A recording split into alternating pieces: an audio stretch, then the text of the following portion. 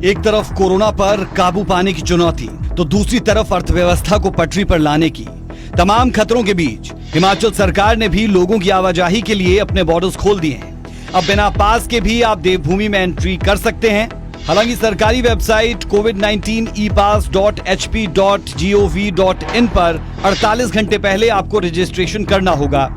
Registration के दौरान पूरी जानकारी आपको देनी होगी और बॉर्डर पर प्रदेश में प्रवेश करने से पहले रजिस्ट्रेशन फॉर्म पर लगे QR कोड को स्कैन किया जाएगा। इसके बाद आपकी हिमाचल में एंट्री हो जाएगी। सीएम जयराम ठाकुर ने माना कि बॉर्डर खुलने से कोरोना के केस तो बढ़ेंगे, लेकिन सावधानी उतनी ही जरूरी है। एक चीज हमने तय की है कि रजिस्ट्रेशन तो करना ही होगा, क्योंकि रजिस्ट्रेशन करना इसलिए ज़रूरी है, कम से कम जो आदमी आ रहा है, आने के बाद कहाँ जा रहा है, ये जानना बहुत ज़रूरी है।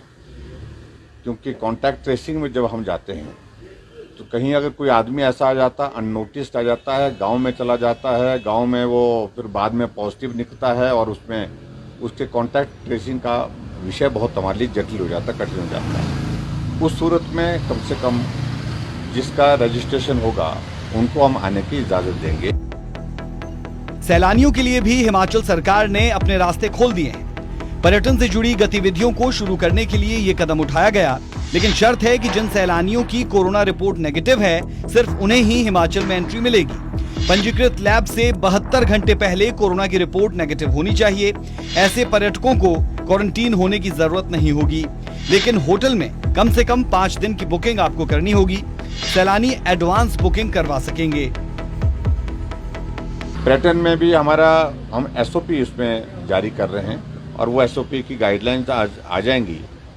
उसके बाद हम सारी चीज़ों को लेकर, ऐसा नहीं है कि जो भी आएगा तो उसको कुछ दिन रुकना पड़ेगा। कितना दिन के तय करेंगे SOP हम थोड़ा डिस्कस कर रहे हैं उसमें, लेकिन ऐसा नहीं है कि आज शाम को आए कल वापिस चला जाए, तो उस तरह से नहीं। आए तो फिर कुछ दिन रुके और उसके बाद फिर जो सारी चीज़ों का वो जो हमारे गाइडलाइंस यहाँ की होंगी उनका पालन। हालांकि बॉर्डर पर सख्ती कम नहीं होगी। रात 9 बजे से सुबह 5 बजे तक बॉर्डर सील रहेगा। बाहर से आने वाला हिमाचली या यहाँ काम करने वाला अगर रेड जोन से आता है तो उसे क्वारंटाइन किया जाएगा, लेकिन ग्रीन या ऑरेंज जोन से आने वाले लोगों को 14 दिन होम क्वारंटीन ही रहना होगा।